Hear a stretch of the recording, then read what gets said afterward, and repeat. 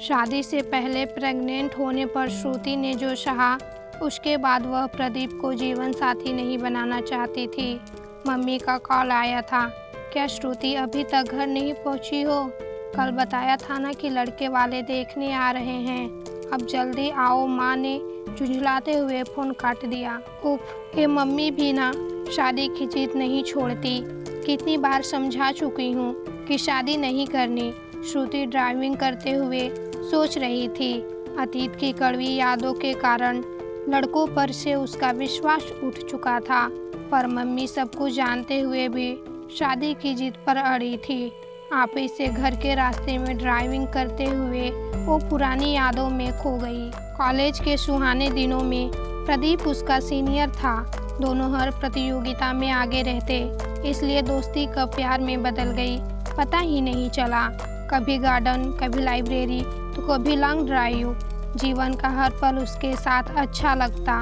उसके mummy papa जब 2 दिनों के लिए दीदी के बीमार होने पर भोपाल गए, तो घर पर उन दोनों के उफनते प्यार ने सारी सीमाएं तोड़ दी। दोनों के लिए अब एक दूसरे के बिना एक दिन भी रह पाना मुश्किल हो गया था। प्रदीप का फाइनल ईयर था।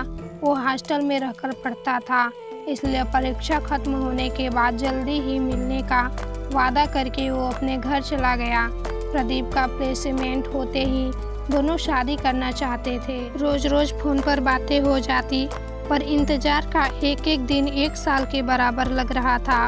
फिर एक दिन श्रुति पर पहाड़ सा टूट पड़ा जब उसे पता चला कि वह प्रेग्नेंट है।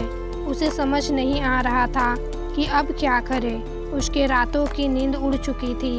हालांकि उसे यकीन था कि प्रदीप जल्दी ही शादी के लिए दोनों परिवारों को मनाकर कुछ न कुछ रास्ता निकाल देगा।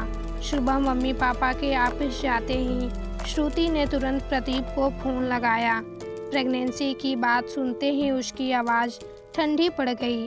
प्रदीप ने कांपती आवाज़ में श्रुति से कहा, कल बाजार जाकर अबॉर्शन की पिल्स ले आना। मेरा आना अभी नहीं हो पाएगा, एग्ज़ाम सिर पर है और मैं अभी शादी के कचड़े में नहीं पड़ना चाहता। प्रदीप का जवाब सुनकर उसके पाँव के नीचे से ज़मीन खिसक गई। इस सिचुएशन को अकेले कैसे संभालेगी, यह सोच सोचकर उसका बुरा हाल था।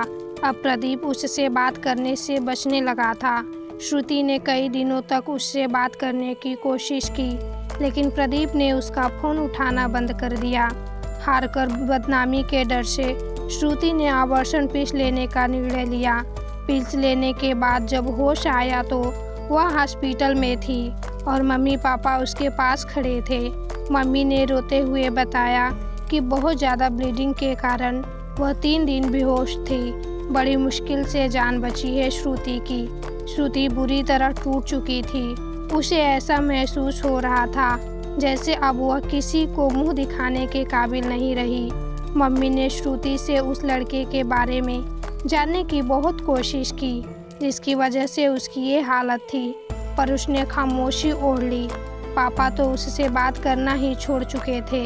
जिंदा लाश जैसी हो गई थी श्रुति। कॉलेज, दोस्त, पढ़ाई सब छूट चुके थे। पापा ने उसे मौसी के घर दिल्ली भेज दिया। मौसी के प्यार भरे व्यवहार से धीरे धीरे जीवन पटरी पर आने लगा। समय के साथ शरीर के घाव तो भर गए, पर मन के घाव अभी भी भरे थे। वहाँ रहकर श्रुति ने कंपटीशन की तैयारी में जी जान लगा दी और पहले ही प्रयास में सिविल सर्विस में सेलेक्ट हो गई। साथ ही उसे अपने ही शहर में पोस्टिंग मिल गई। मम्मी पापा बहुत खुश हुए। माँ बाप का खोया प्यार पाने के बाद अब कुछ नहीं चाहिए था श्रुति को। शादी नाम से उससे नफरत हो चुकी थी। अतीत की यादों में खोई श्रुति को पता ही नहीं चला कि कब घर आ गया। कैसे इस झमेले से निकलूं? गाड़ी पार्क करते हुए वह सोचने लगी। घर के अंदर घुसते ही वह सुन्न रह गई। सामने सोफे पर प्रदीप अपने मम्मी पापा के साथ बैठा चाय पी रहा था। बेटा, ये प्रदीप है, रिवेन्यू बोर्ड में ऑफिसर है, माँ ने श्रुति को चाय पकड़ाते हुए कहा। प्रदीप नज़रें नीचे किए बैठा था। चाय पीने के बाद मम्मी बोली, बेटा प्रदीप को अपना घर दिखा लाओ।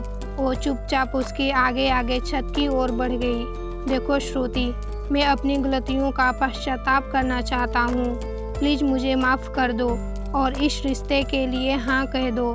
बहुत देर से जान पाया कि मैं सिर्फ तुम्ही से प्यार करता हूँ।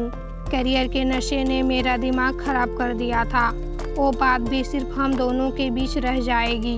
न तुम उस बारे में कुछ बताना और न मैं तुम्हें हमारे प्यार का वास्ता। मैं जानता हूँ तुम अभी भी मुझसे प्यार करती हो।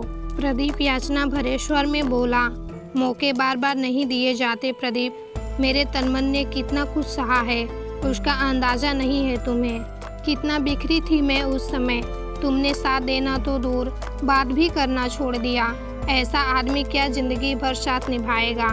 मेरे ना कहने का कारण तुम्हारे घर वालों को भी पता चलने दो, ताकि माँ बाप की नज़रों में गिरना क्या होता है तुम भी जान सको। पूरी दृढ़ता से अतीत की पूरी दास्तान सभी से कहने के लिए श्रुति नीचे की ओर चल पड़ी। ऐसे ही दिल को छू लेने वाली वीडियो को देखने के लिए हमारे चैनल को सब्सक्राइब करें। यदि वीडियो पसंद आए तो लाइक एवं शेयर करना न भूलें।